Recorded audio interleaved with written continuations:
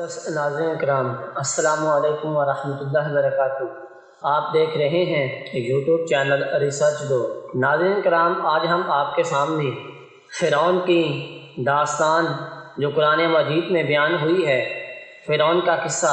قرآن مجید میں حضرت موسیٰ علیہ السلام کے قصے کے سلسلے میں دو فرعونوں کا ذکر آتا ہے۔ ایک وہ جس کے زمانہ میں حضرت موسیٰ علیہ السلام پیدا ہوئے اور جس کے گھر میں آپ نے پرورش پائی۔ دوسرا وہ فرعون تھا جس کے پاس آپ اسلام کی دعوت اور بنی اسرائیل کی رہائی کا مطالبہ لے کر پہنچی۔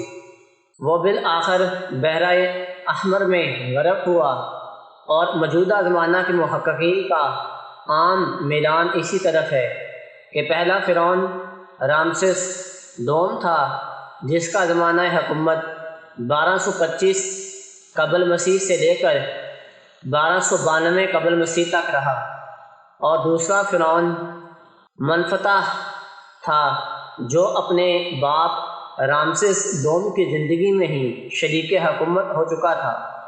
ناظرین کرام، اس کے مرنے کے بعد سلطنت کا مالک ہوا۔ یہ قیاس بظاہر اس لحاظ سے متشابہ معلوم ہوتا ہے کہ اسرائیلی تاریخ کے حساب سے حضرت موسیٰ علیہ السلام کی تاریخ وفات 1272 قبل مسیح ہے، لیکن بہرحال یہ تاریخی قیاسات ہی ہے۔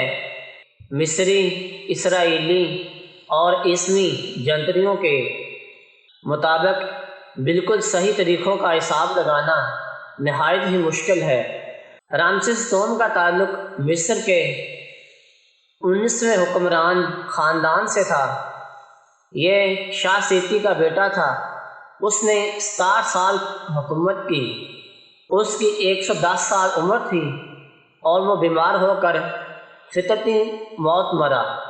اس کا جسم نہایت ہی لاغر تھا، جبکہ منتفع کی لاش جو بحرہ کلزوم میں غرق ہوا صحت مند تھی، اسے کوئی بیماری نہ تھی۔ رامسس دوم کی حنوط شدہ لاش 19ویں صدی کے اواخر میں باب الملوک کی وادی کی کھدائی کے دوران برآمد ہوئی۔ یہ لاش ایک چوبے تابوت میں رکھی ہوئی تھی۔ اس پر 3 کتب کندہ تھے۔ اس پر بعض ماہرین آثار قدیمہ کو شک تھا کہ یہ کس کی لاش ہے۔ اس شک کو دور کرنے کے لیے میپولیو نے اوپر لپٹے ہوئے کپڑے کو ہٹایا اور لاش کے سینے پر روشنائی سے لکھا ہوا کتبہ پڑھا۔ کتبہ دیکھا جس نے سارے شکوک دور کر دیے۔ یہ رامسس دوم کی لاش ہے۔ 1 جون 1886 کو خدیو توفیق کی موجودگی میں اس لاش کو کھولا گیا۔ یہ لاش اب قاہرہ کے عجائب خانے میں محفوظ ہیں۔ قدیم مصر کے سب سے طاقتور فرعون رامسس دوم کا چہرہ 3200 سال بعد آج جدید سائنسی ٹیکنالوجی کی مدد سے منظر عام پر لایا گیا ہے۔ بین الاقوامی میڈیا کے مطابق مصر اور انگلینڈ کے سائنسدانوں کے اشتراک سے 3D ماڈل کا استعمال کرتے ہوئے فرعون کے چہرے کے نقوش دوبارہ تشکیل دیے گئے۔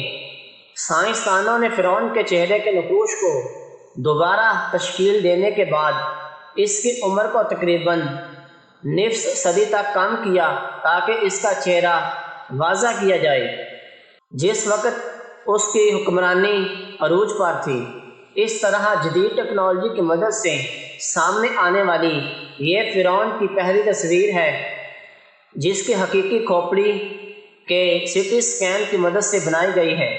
فرعون کی کھوپڑی کا 3D ماڈل قاہرہ یونیورسٹی کی سحر سلیم نے بنایا ہے۔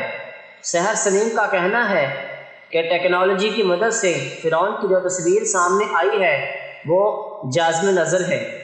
معزز ناظرین کرام، آپ کے خیال میں کیا ہزاروں سال مرے ہوئے انسان کی تصویر آج ہم ٹیکنالوجی کی مدد سے ہو بہو بنا سکتے ہیں؟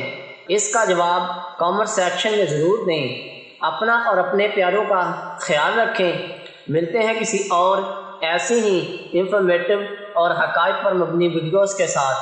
اگر آپ کو ویڈیو پسند آئے تو ویڈیو کو لائک، شیئر اور چینل کو سبسکرائب ضرور کریں۔ شکریہ۔